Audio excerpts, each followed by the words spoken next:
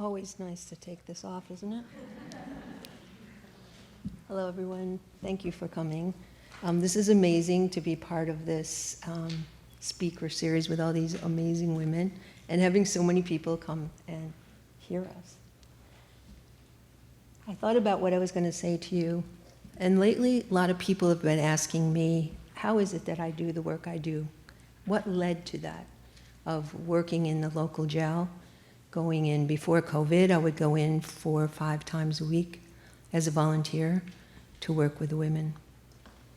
And so when I thought about it, I was thinking, what happens? How does that happen in our lives, right? You come to a crossroads and you go one way or another, and sometimes that crossroads is just a little bit, and sometimes that can be major. And so I thought about the first big time that I said yes. It was in the late 80s, and I lived in Syracuse, New York. And Syracuse, New York was big on sanctuary movement at the time. I was a single parent. I had 2 young teenage boys. And my friends who had been to Nicaragua and Guatemala and some local churches that brought refugees there said, let's go on this Witness for Peace trip. You could go to Nicaragua and you could find out what's really happening there. So I said yes. So I went to Nicaragua.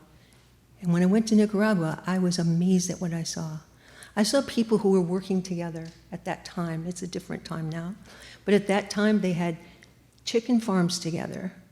They were working together and doing such amazing things. But the one thing I saw that stayed in my mind was a baby who was dying of malnutrition. She was dying of malnutrition because of our economic boycotts. Well, back in Syracuse, I had a job with Catholic Charities, and I worked with infant foster care.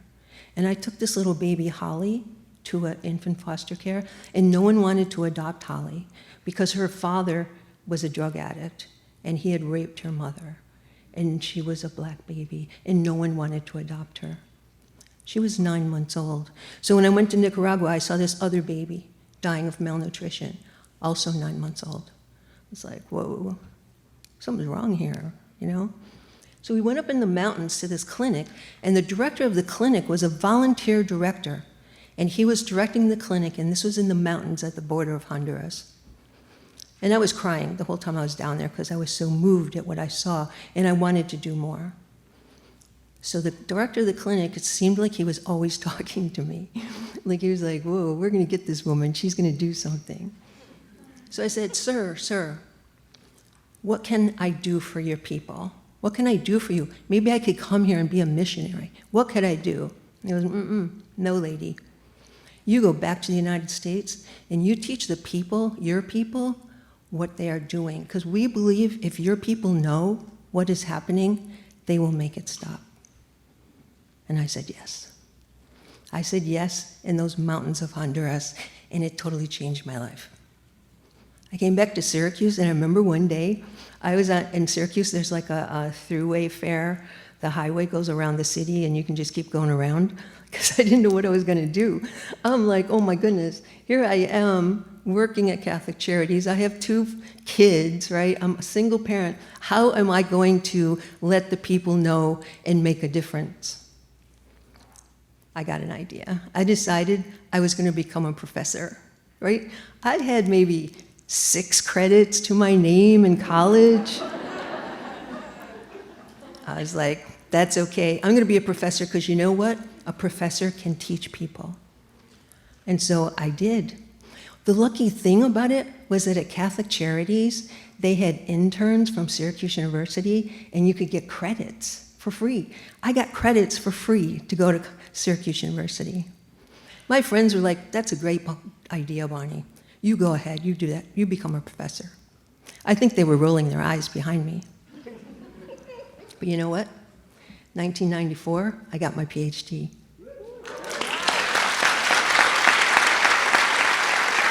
And those teenage boys were there and watched me walk across the stage and shake hands with the chancellor and the other professors. So then I became a professor.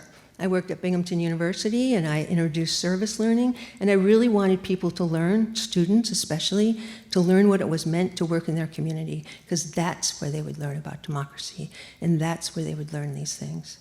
So we introduced that, and the students were working all over the place in Binghamton. Then I went to Tennessee for a little while, and then I came to the Lehigh Valley, and I started at Lafayette.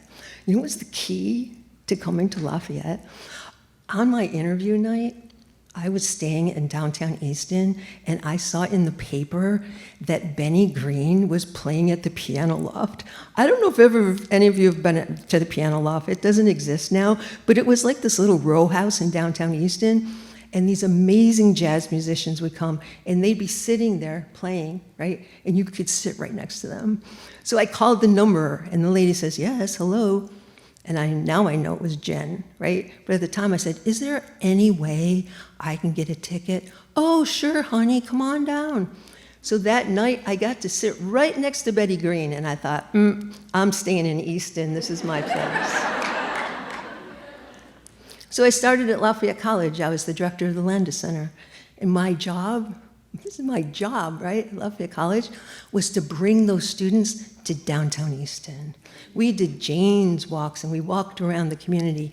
We did America Reads, and Literacy Day, which is connected to all of the good things you were doing and reading that book together tonight, right? It was amazing, the work I could do there. This comes to my next yes, that got me directly to the work I do now. Knock, knock. Professor Winfield. Yes, come on in. Hi, my name's Amy. My father told me that you would be my supervisor in the local jail. Like, oh, sure, come on in, let's talk. So she was a master's in social work student at Monmouth University, and she wanted to do her social work internship at Northampton County Jail. And she was right. Her father was right. I said, yes, I'll do that. That was 15 years ago. We walked into that jail, and we met 10 women. 10 women who were mothers, who were daughters, who said yes to all those things you were reading off earlier. They were poets, musicians. They cried together. They got tissues, actually toilet paper, when someone else cried. They were absolutely amazing. But the other thing about that is they were filled with pain. Lots of pain. Pain that came from when they were children. The other thing is, in that prison at that time, there was no programming for these women. There was nothing to help them deal with the pain, and to deal with the pain that they were going to have to deal with when they walked back out that door. So I said yes again, right? So we started doing this program, and we're doing life stories. Then one day, I didn't know the rules of the jail then, now I do. I don't always follow them, but. So I was at the Giant, and this was the summer, and I don't know if you know anything about prison food, but it isn't very good, right? So I'm at the Giant, and I'm walking through the produce department. And in the produce department is all this amazing fruit. And I'm thinking, yes, I'm going to take this into them. So I go into the jail with 2 grocery bags of fruit. Well, needless to say, the guy at the gate, he's like, no, Dr. Bonnie, you can't take this in. You better go put it back in your car. So I put it back in the car. I come in, and I tell the women what I did. They're like, oh, don't you even know how to do it?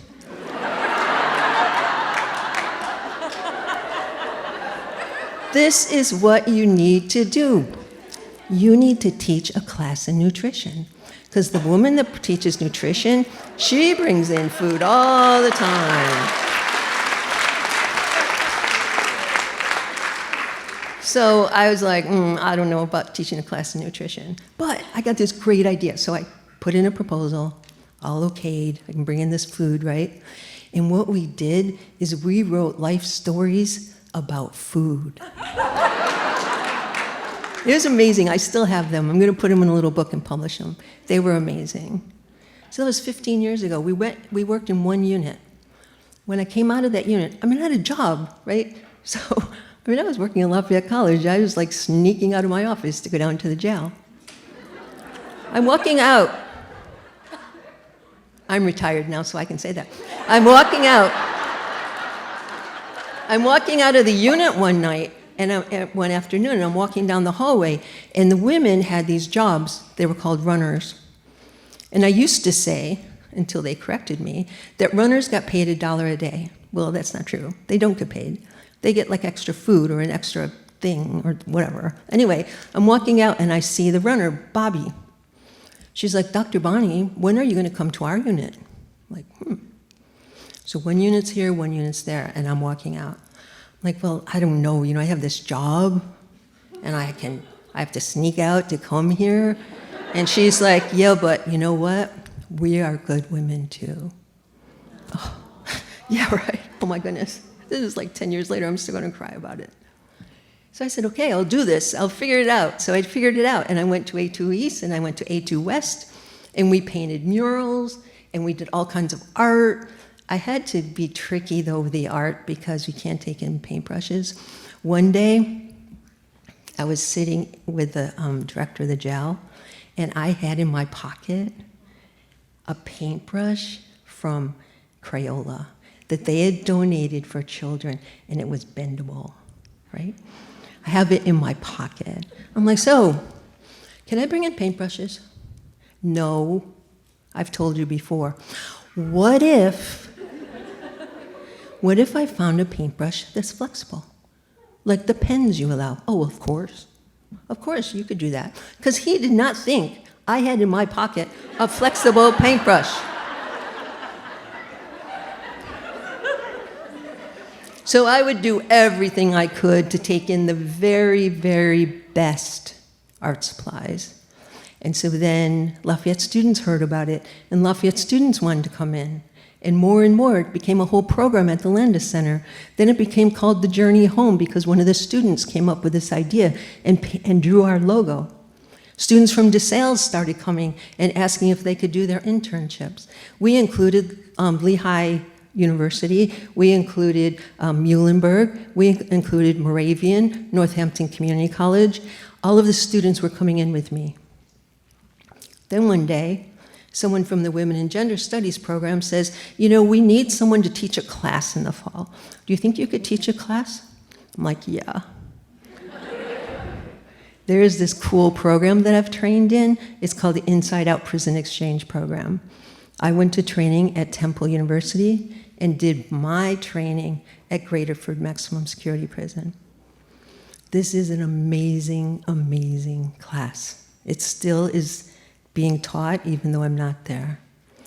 I took in 12 Lafayette students inside the jail. We met with 12 women who were inside the jail, and we had class together every week. We did all kinds of activities. We read books together. We wrote papers together. It was absolutely amazing. It changed the lives of students. One time, Jeff, he said he had graduated, he took my class. He goes, Bonnie, I want you to come to the alumni office or the alumni presentation because I'm going to speak. I'm like, oh, cool, okay. He was an international relations major. He changed his major. And he became the director of an NGO that dealt with race and class and gender international. And he said in that talk, the reason he wanted me there is it was because of my class. I can name hundreds and hundreds of students who said yes in that class when they decided to do some work with the prison. So up until COVID, I still did it. The Journey Home program met 4 times a week. Students come in with me. It's absolutely amazing. It is unbelievable. The other night, I went to a 1-year sober meeting with one of the women I worked with. 1 year sober. I got a ride to that with another woman I worked with who has 2 years sober. The one I got a ride with, one time she came in the jail, and when I saw her, I was shocked because I thought she had died. So many of the women I work with have died because of opioids. but many of them are still there, and they're still sober, and they're still doing great. I want to end with just a story that I wrote. This was after a time that I went in the jail. I decided to share this because it's, for most people, this is a religious time of Christianity, right? And this happened on Easter morning. I'm going to read this. A holiday morning behind bars. I checked the time on my phone, which is safely kept under my pillow. Oh my goodness, it's 7:30. I need to be in the local county jail by 9. I woke up at 6:30 and fell back to sleep. Now I would have to rush. No time for my usual leisurely morning rituals that I've practiced since retiring last July. I am the director of the Expressive Arts Therapy program. The women who participate in my group inside the local jail wanted to do something special for Easter. They asked to have an Easter egg hunt. Well, that's cool, I thought. That'd be fun. Even after all that time, I still hadn't learned the rules. But the lieutenants, when I asked them, oh, can't we have an Easter egg hunt on Easter morning for the women? No, you can't do that. So we decided to have a fun movie. They also gave themselves writing assignments. We've done lots and lots of writing and made lots and lots of art. So I don't tend to celebrate holidays. The days are not usually in my radar. It is almost impossible to be totally unaware, though, when you hear the shops are closed, folks talk about being with families, etc. So when I woke in the morning, I heard the voices in the local park for the sunrise services. They were very faint, but I realized it was the sunrise service. On my way to the jail, there was heavy foot traffic rushing to the local state theater for a religious service. So I jumped out of bed, actually shocked my little dog Clyde. Get that, Bonnie and Clyde. That's his son. I rushed to the shower, and after getting ready and drinking coffee, and then doing some other things, and then drinking coffee, I was all ready to go to the jail. And when I got there, the women were already in the room. This is Sunday morning. That never happens. I always have to have the correctional officer wake them up. They were already there waiting with their books, with their stories that they were going to read. It was amazing. The stories were so moving. The readings concluded with one woman's writings of lessons she had learned when she was at Muncie. Stories about women who were lifers. Stories about women who were taking care of each other. After the reading, we set up the movie, Oh Brother, Where Art Thou? One time, I think it was during the prison scene, the correctional officer walked through to check the next room, and we were really nervous that he would see what was on the screen. But we laughed and sang and had such a good time. After the sessions end, we always have a ritual where we will go around and talk about what we had done that day. I was deeply moved by the words during the closing ritual. I was not prepared for the gratitude and joy that was expressed about that Easter morning. I am moved to tears and can barely express any words. Earlier, I had regretted not bringing a poem that I had written in 2005 called The Resurrection of the Crone. I thought it would have been a good contribution to the sharing. As I walked out of the jail and drove home, I just kept thinking about this poem. And I thought about my gratitude to these women for sharing their Easter morning with me.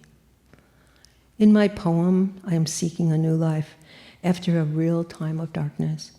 I am looking for the goddess to give me guidance and wisdom. These words express how I felt that morning.